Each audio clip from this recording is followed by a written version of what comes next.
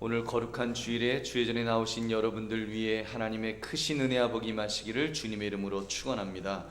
오늘 여러분과 함께 나눌 말씀은 기도자여 하나님의 보좌에 담대히 나가자, 기도자여 하나님의 보좌에 담대히 나가자는 그런 제목입니다. 우리가 지난주에 우리는 기도자여 하나님과 먼저 친해지라는 말씀을 나누면서 하나님과 친해지려면 하나님의 성품과 하나님의 뜻을 알아야 한다고 했습니다. 오늘은 하나님과 친해진 상태에서 우리가 해야 할 일로서 하나님의 보좌에 나가자는 말씀입니다. 우리가 운명론에 사로잡혀 망연자실 주저앉아 있지 않는다면 우리는 하나님과 아주 친해져서 하나님의 보좌에 나가야 합니다. 그래서 하나님과 독대하며 우리의 기도 제목을 아뢰고 응답받는 것이 얼마나 필요한 일일까요? 그럴 수만 있다면, 하나님의 보좌를 움직일 수만 있다면 우리 인생이 얼마나 멋지겠습니까? 더구나 요즘처럼 다각적으로 어렵고 힘든 시대에 믿음의 사람으로서 능력 있는 기도가 어느 때보다도 절실하다고 봅니다. 국가적으로 북한이 핵무장 국가로서 언제든지 서울 상공의 핵폭탄을 터뜨릴 수 있는 상황이 이미 우리에게 현실로 다가왔습니다. 그뿐인가요? 요즘 또 이렇게 법정 관리에 들어간 그런 해운 회사도 있고, 또 리콜 사태를 당한 그런 회사도 있고, 울산에 있는 중공업 회사들이 도산하는 것을 볼 때 정말 우리가 경제적으로 정말 위기가 계속 오는구나 하는 것을 우리는 느낍니다.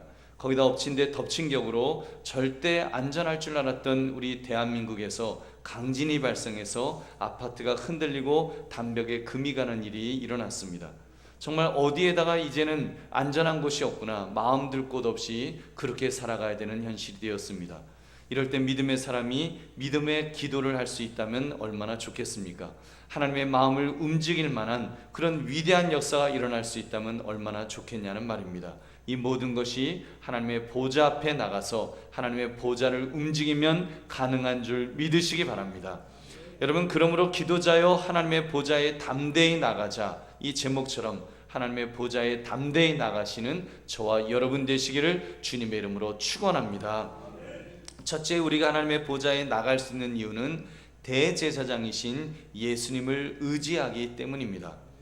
여러분, 요즘 우리나라 사람들이 이렇게 툭 하면 어디를 가겠다고 합니까? 청와대를 가겠다며 머리에 띠를 두르고 집단 행동을 합니다. 왜 그렇습니까? 왜 청와대를 가려고 하는 것일까요? 청와대에 가면 청와대는 대통령이 살기 때문입니다. 그곳에 가서 대통령을 만날 수만 있다면, 그리고 대통령이 나의 요구를 들어주기만 한다면 문제가 해결될 것을 믿기 때문인 것입니다. 대통령이 해주라고 하면 없던 법도 만들어서라도 해줄 것입니다. 그만큼 대통령의 권력은 막강합니다. 근데 문제는 청와대를 들어갈 수도 없고, 더욱이 대통령이 일개 국민을 절대로 만나주지 않는다는 것이 문제이겠지요. 우리 대통령은 고사하고 우리 중에 좀 바쁜 분들, 그런 분들 만나자고 이렇게 이야기를 하면 이런저런 이유를 대며 바빠서 못 만나겠다고 그렇게 하실 것입니다. 그만큼 누군가를 만난다는 것은 그 사람이 내게 시간을 할애해 줘야 하고, 이렇게 서로 뭔가 맞지 않으면 만날 수 없는 것입니다. 여러분, 예수님 당시에 유대인들에게도 이와 비슷한 그런 요구가 있었습니다. 사람들은 문제가 생겼을 때 하나님의 보좌 앞에 나아가기만 한다면 하나님께서 그 문제를 해결해 주실 것을 믿었습니다. 근데 문제는 하나님 앞에 감히 갈 사람이 없다는 것이 문제입니다. 그래서 하나님께서 만들어주신 율법에 보면 제사장직이 있었습니다. 제사장은 하나님과 이스라엘 백성들을 연결해주는 중보자의 역할을 했습니다. 그들은 백성들을 대신하여 양을 대속물로 잡아 제사를 드렸는데, 특별히 대속제일이 되면 제사장 중에서 최고의 대장격인 대제사장이 1년에 한 번씩 양의 피를 가지고 지성소에 들어갈 수 있었습니다. 그렇게 대제사장이 중보자의 역할을 감당했던 것입니다. 그런데 오늘 성경은 우리 예수님께서 바로 그 대제사장의 역할을 하셨노라고 말씀합니다. 그것도 성소에 머물고 있는 인간 대제사장이 아니라는 것입니다. 우리의 대제사장은 지상에 있는 성소에 계시지 않으시고 하늘 보좌, 하나님 보좌에 계셔서 그곳에서 우리를 위하여 중보하신다는 것입니다. 그래서 그 주님은 승천하셔서 하나님 우편 보좌에 계시면서 바로 우리가 그렇게 가고 싶어하는 하나님의 우편 보좌에서 우리를 중보하시는 그런 분이시라고 오늘 그 성경은 밝히고 있는 것입니다. 그곳에서 우리가 하나님을 만나게 될 것입니다. 우리 주님이 중보자가 되어주셔서 우리가 하나님을, 성부 하나님을 만나는 은혜를 경험하게 된다는 것입니다.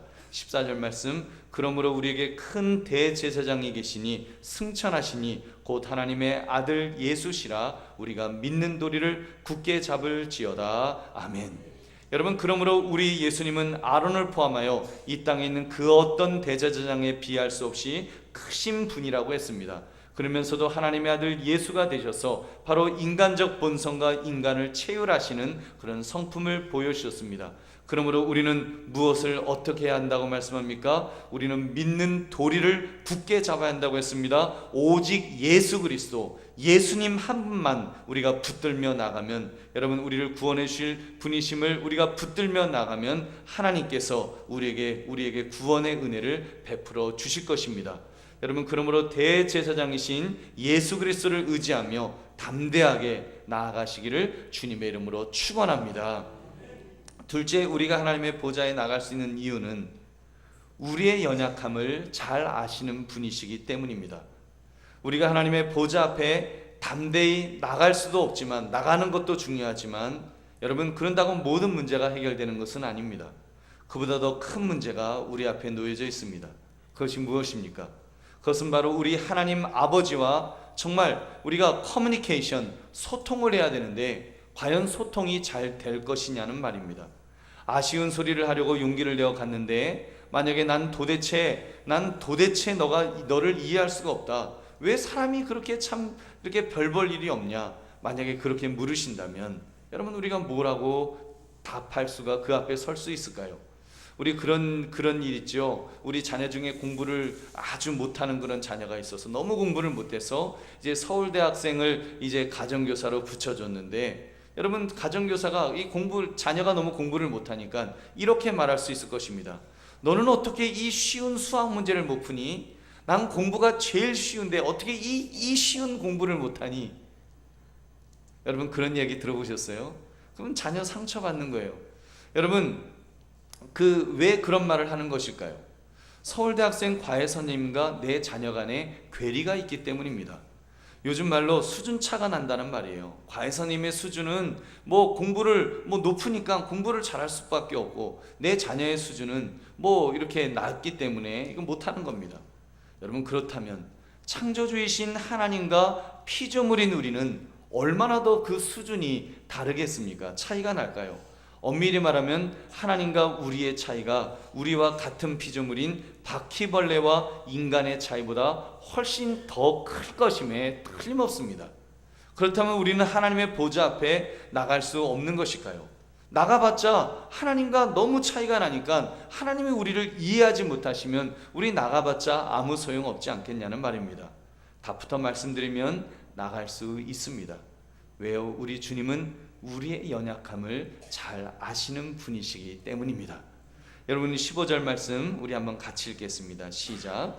우리에게 있는 대제사장은 우리의 연약함을 동정하지 못하실 리가 아니요 모든 일에 우리와 똑같이 시험을 받으신 이로되 죄는 없으시니라. 아멘.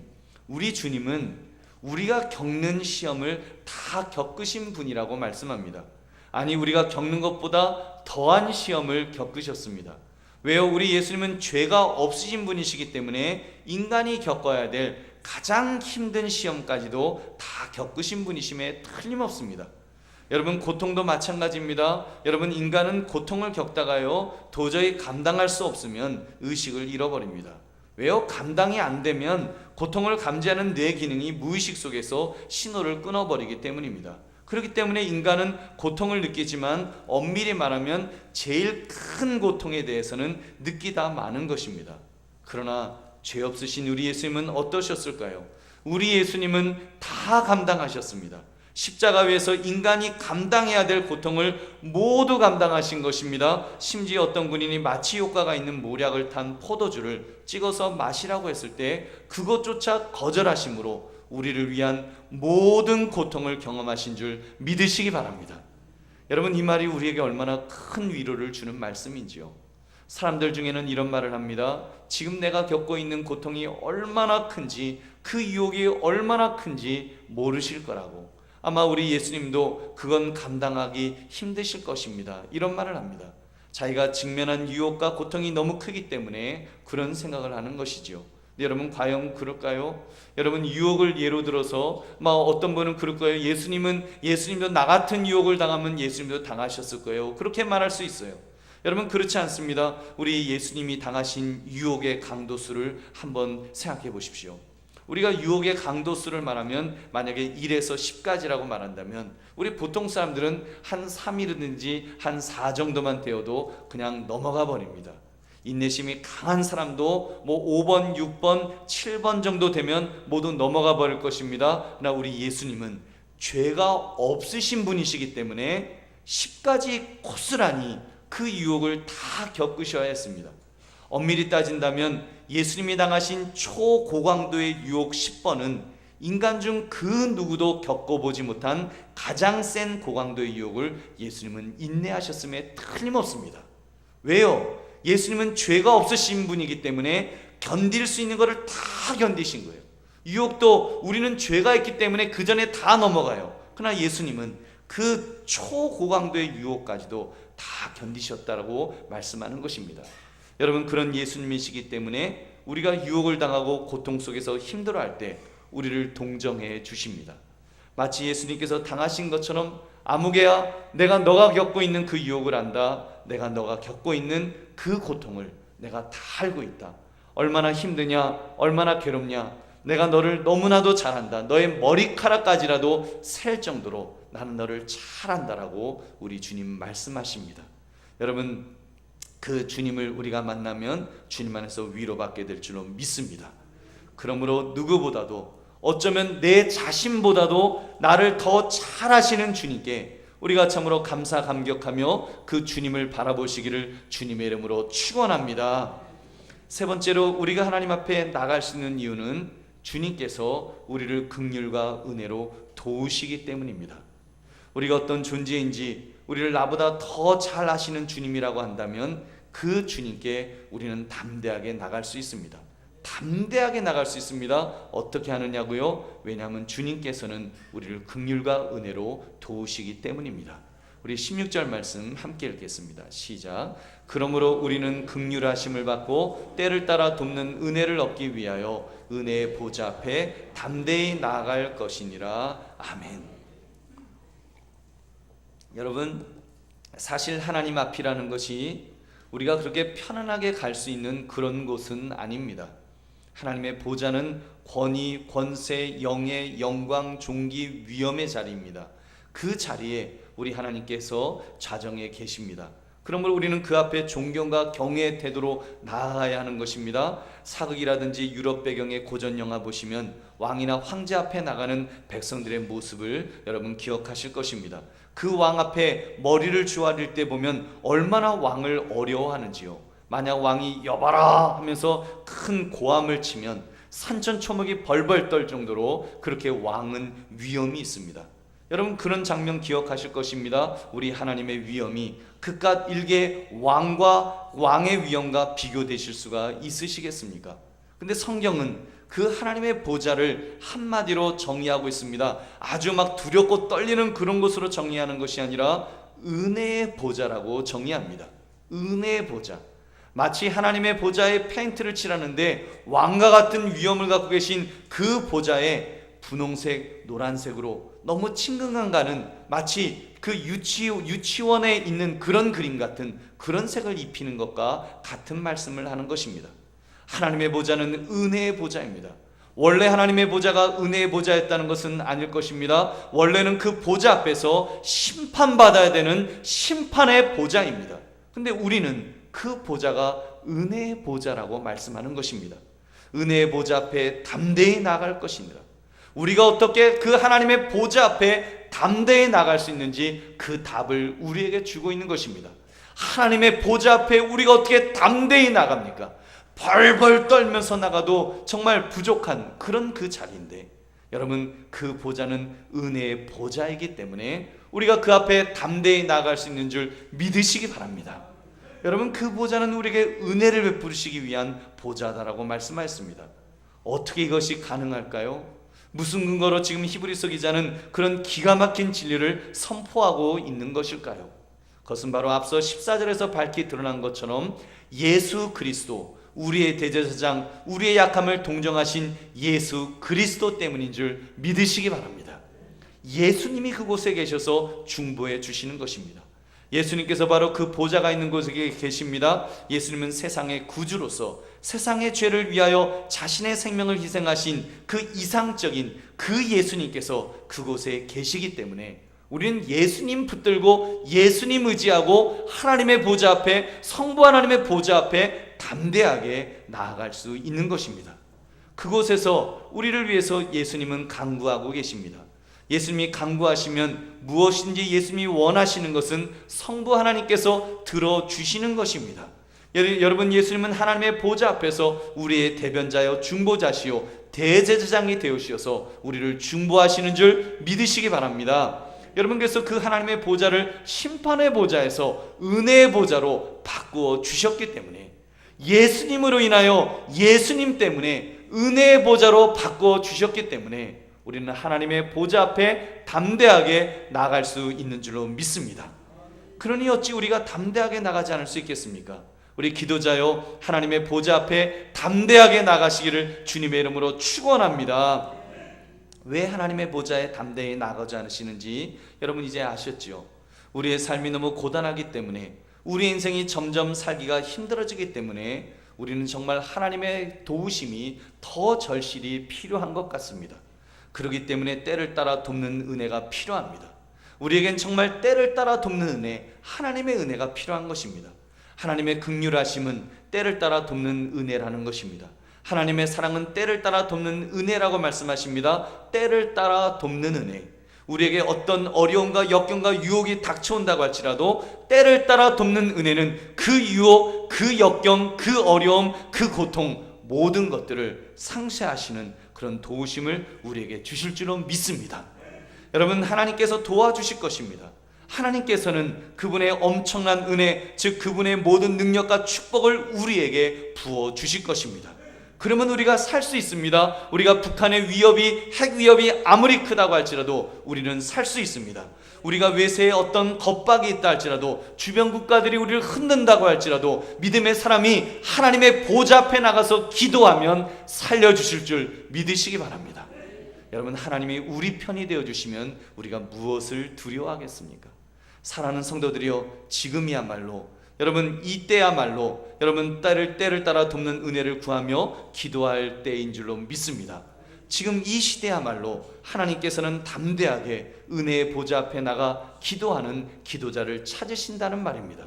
하나님은 그런 일꾼을 필요로 하십니다. 제가 이번 주 그 금요기도 때 잠깐 말씀을 드렸습니다. 교회는 기도의 사명이 있다고 했습니다. 우리는 기도해야 됩니다. 나라와 민족을 위해서 기도해야 됩니다. 여러분, 정말 우리 나라가 흔들리고 우리나라에 위기가 올 때마다 기도자들, 하나님은 기도자를 통해서 대한민국을 붙들어 주시고 세워 주셨습니다. 그렇기 때문에 우리가 깨어 기도해야 될 줄은 믿습니다. 목사님, 하나님의 뜻이 무엇인지 정확하게 어떻게 나라가 어떤 정책을 가지고 나가야 될지 잘 모르는데 어떻게 기도할 수 있습니까? 괜히 잘못된 기도하느니 안 하는 것이 차라리 낫겠습니다. 여러분, 그것은 하나님이 주시는 말씀, 하나님이 주시는 생각 아닙니다. 여러분, 하나님은 우리가 기도하기를 원하십니다. 물론 우리 지금 국제 정세를 볼 때 무엇이 옳고 무엇이 그른지 우리가 판단하기가 쉽지 않을 것입니다. 트럼프가 미국의 대통령이 되어야 할까요? 힐러리가 대통령이 되어야 할까요? 미국은 고사하고 당장 우리나라 차기 대권 주자로 누구를 밀어주어야 할까요? 사드 배치를 찬성해야 됩니까? 반대해야 됩니까? 북한이 핵 보유 국가가 되어서 언제 어느 때 서울 한복판에 핵미사일을 쏠지 모르는데 우리도 핵무장을 하는 것이 옳습니까? 하지 않는 것이 옳습니까? 이야기 들어보면요, 각자의 입장들을 이야기하면 다 그 사람 말이 맞는 것 같습니다. 여러분, 용서하시고 들으십시오. 제가 이런 이야기를 꺼내니까 교회를 사랑하는 분들은 가슴이 콩닥콩닥 거리실 것입니다. 드디어 차 목사님이 판도라의 상자를 여셨구나. 이거 저런 첨예한 이슈를 강대에서 정치 이야기를 하면 우리 한강교회 이제 정치적인 이슈로 절단이 날 텐데 아마 굉장히 긴장하실 거예요. 여러분, 걱정하지 마십시오. 제가 찬성하는 쪽은 오른쪽, 반대하는 분들은 왼쪽, 이렇게 줄을 세우려는 것이 아닙니다. 그리고 이쪽이 옳으니 모든 성도들은 나를 따르시오, 이렇게도 말씀드리지 않을 것입니다. 누가 옳은지 솔직히 어떻게 알겠습니까? 요즘같이 복잡한 시대에는 각자 장단점이 있는데 누가 옳다라고 콕 집어서 그렇게 말하기 쉽지 않습니다. 나중에 역사가 판단할 문제지, 역사가 이해하게 될 문제지, 오늘 우리가 살아가면서 아마 각자 다 옳다고 말할 거예요. 그리고 미래를 우리가 어떻게 알아요? 어느 쪽이 옳은지 우리가 어떻게 알 수 있습니까? 그러니 여러분, 그때까지는 각자 소견에 옳은 대로 여러분 기도하시기 바랍니다. 집에서 괜히 이 문제 가지고 이야기하면 자녀하고도 싸워요. 자녀하고도 이렇게 의상할 수 있습니다. 여러분, 자녀들하고 이야기하지 마세요. 그거 이야기한다고 해서 답이 있는 것 아니지 않습니까? 그러나 중요한 것은 나라와 민족을 놓고 기도하는 것은 분명히 필요합니다. 우리 하나님 앞에 기도해야 되는 거예요. 하나님의 은혜 보좌 앞에 나아가서 담대하게 기도하시는 것이 여러분 필요합니다. 아니, 기도해야 될 의무가 우리에게 있다는 것입니다. 목사님, 하나님의 뜻과 정반대로 기도했다가 오히려 하나님께 혼나면 어떻게 해요? 괜히 이 중대한 정책을 놓고 잘못 기도하면 어떻게 해요? 제가 확신하건대 우리 하나님 그런 문제로 혼내키지 않으실 것입니다. 생각해 보십시오. 자녀 중에 엄마 아빠를 돕겠다고 화단에 심어놓은 꽃모종 해놓은 새싹을 모조리 뽑아버렸다고 해서 그 자녀를 혼내킬 어머니가 어디 있습니까? 자녀가 엄마를 돕겠다는 마음에 효도하는 마음으로 하면 설령 틀린 행동을 했더라도 사랑스럽게 볼 것입니다. 그리고 축복할 것입니다. 하물며 우리의 연약함을 아시는, 우리가 얼마나 제한적이고 우리가 얼마나 어리석은지를 아시는 우리 주님께서, 여러분, 우리가 잘못된 기도했다고 해서 하나님께서 우리를 책망하시겠습니까? 지금 이 나라가 위기 상황을 맞이했습니다. 여러분, 대한민국이 얼마나 큰 위기 상황에 처했습니까? 국방이라든지 경제라든지 정말 여러 가지 면에서 얼마나 큰 위기가 있는지 몰라요. 이때 우리가 깨어 기도해야 될 줄로 믿습니다. 여러분, 교회적으로도 마찬가지입니다. 여러분, 교회가 처한 현실이 위기 상황이라면 사실 위기 상황입니다. 앞으로 재개발이 되어도 문제이고 재개발이 안 되어도 문제예요. 우리 정말 한강교회가 처한 현실이 얼마나 참기 어려운지요. 재개발을 찬성하는 분들도 있고 재개발을 반대하는 분들도 있습니다. 이번에 서울시에서 한강교회 건물을 존치시킨다. 우리하고 한마디 상의한 것 없습니다. 그런데 자기들끼리 지지고 볶고하면서 이렇게 한다 저렇게 한다. 이게 존치가 어떤 존치인지도 이제 확인해 보아야 합니다. 어떤 분은 이 자리에 그냥 있기를 원하시고 또 어떤 분은 내려가는 것이 좋다라고 말씀하는 분들도 있습니다. 각자 이야기를 들어보면 타당한 이유가 다 있습니다. 여러분, 그럼 어떻게 해야 될까요? 여러분, 서로 이야기하지 마세요. 이야기하면 싸워요. 이야기하지 마시고 여러분, 각자 소견에 옳은 대로 기도하시기 바랍니다. 교회를 위해서 기도해야 돼요. 지금 정말 교회를 위해서 기도해야 될 때입니다. 교회를 위해서 기도하시고 성도들을 위해서 기도하셔야 돼요. 우리 성도들도 사실 재개발이 되면 성도들 중에 떠나야 될 분들도 얼마나 많습니까? 이게 어느 장단이 좋은지 우리는 몰라요. 여러분, 기도하지 않으면 나중에 주님께서 그러실 거예요. 너 한강교회가 정말 기도를 필요로 할 때, 그렇게 절실하게 기도를 필요할 때 너 기도하지 않았다. 우리 주님께서 기도하지 않은 죄를 물으실 것입니다. 여러분, 어떤 입장이라도 괜찮습니다. 각자 여러분이 소원하는 방향을 놓고 기도하시기 바랍니다. 그러면 우리 하나님은 그 기도를 모두 들으실 것입니다. 하나님의 은혜의 보좌 앞에 나가서 담대하게 기도하시면 우리 하나님께서는 종합하셔서 가장 좋은 결과물을 주실 줄 믿으시기 바랍니다. 하나님께서 지혜의 하나님이신데 우리 각자가 막 기도해도 그러나 그 하나님께서 우리 마음을 아시지 않겠습니까? 교회를 사랑하는 그 마음을 아시기 때문에 우리 하나님은 가장 좋은 길로 이끌어 주실 것입니다. 지금 나라를 위해서도 기도해야 됩니다. 북한의 핵 문제가 평화 통일을 앞당기는 기회가 되도록 우리가 기도해야 될 것입니다. 핵무장을 해야 될 것 같으면 하게 해달라고 기도하십시오. 핵무장을 하면 안 되겠다고 생각되시면 하지 않게 해달라고 기도하시기 바랍니다. 서로 다른 기도를 해도 괜찮습니다. 하나님이 들으시는 것은 우리의 기도의 사람이 그 견해를 물으시는 것이 아닙니다. 백성들의 여론이 어떤지 그걸 찾으시는 것이 아닙니다. 우리가 얼마나 나라와 민족을 사랑하는지, 대한민국을 사랑하는지 그것을 보실 것입니다. 그리고 지혜의 하나님, 전능하신 하나님께서 가장 좋은 길로 우리나라를 이끌으실 줄 믿으시기 바랍니다. 기도하면 그렇게 이끌어 주실 거예요. 나 기도하지 않으면 여러분 하나님께서 이 나라를 버리시면 어떻게 되겠습니까? 우리 믿음의 사람들이, 기도하는 사람들이 하나님의 보좌 앞에 나가서 기도할 때 아하, 이렇게 대한민국을 사랑하는 믿음의 사람들이 많구나, 이 대한민국을 구해야 되겠다, 이 대한민국을 세워야 되겠다, 선교 1위국으로 만들어야 되겠다, 우리 하나님께서 은혜와 복을 부어 주실 줄로 믿습니다. 여러분, 그러므로 우리는 기도해야 되는 거예요. 정말 기도자가 담대히 기도할 때 그런 은혜가 임할 줄로 믿습니다. 사랑하는 성님들, 말씀을 맺습니다. 우리 하나님의 보좌 앞에 담대하게 나갑시다. 나갈 수 있습니다. 얼마든지 갈 수 있습니다. 그곳에서 정말 나라와 민족을 위해서 우리가 기도할 수 있습니다. 왜요? 우리 주님께서 중보자가 되어주시기 때문에 우리가 기도하면 우리 주님은 다 들으시고 가장 좋은 길로 우리를 이끌어 주실 것입니다. 여러분, 나라와 민족뿐만 아니라 우리 개인적인 기도들도 있지 않습니까? 특별히 자녀들의 문제, 얼마나 기도할 거리들이 많습니까? 내 자녀의 신앙 문제, 진로 문제, 성격 문제, 건강 문제, 얼마나 산적해 있는 그런 기도 제목들이 많은지요. 또 우리 자녀들이 처한 현실이 얼마나 복잡한 이 시대를, 앞으로 21세기를 살아가는 저들의 삶이 어떠할지, 얼마나 우리가 정말 앞을 볼 수 없는 그런 시대를 살아가고 있습니까? 우리가 하나님의 은혜의 보좌 앞에 나가서 기도해야 됩니다. 자녀를 위해서 기도하시면 하나님께서 그 자녀에게 은혜와 복을 부어 주실 줄로 믿습니다. 여러분, 개인적으로 어렵습니까? 개인적으로 힘드십니까? 너무 정말 이 땅의 삶이 힘들어진다고, 점점 어렵다고 여러분 그렇게 느껴지십니까? 사실 우리 삶이 그렇잖아요. 점점 어렵잖아요. 점점 힘들잖아요. 거기다가 이제는 또 나이까지 이제는 오래 장수하기 때문에 더 힘들 거예요. 정말 힘들 거예요. 살아가는 것이 정말 힘들지도 모릅니다. 그러나 여러분, 우리는 절망하지 않고 우리는 불안하지 않을 수 있는 이유는 우리는 하나님의 보좌 앞에 나갈 수 있기 때문인 줄 믿습니다. 그곳에는 때를 따라 돕는 은혜가 있다고 했습니다. 하나님은 심판의 주가 아니라 우리를 긍휼히 여기시며 은혜 부시는 자로서 우리를 도우시고 함께 주실 것입니다. 그래서 우리는 그 앞에 나가는 것입니다. 그리고 기도하는 것입니다. 기도하면 우리 하나님께서 우리를 붙들어 주실 것입니다. 여러분께서 응답을 받아야 됩니다. 그 일을 하십시오. 기도함을 통해서 하나님의 응답을 받으시기를, 여러분 정말 그 꾸짖지 않으시고 후히 주시는 하나님의 은혜를 체험하시기를 주님의 이름으로 축원합니다. 오늘 말씀 생각하시면서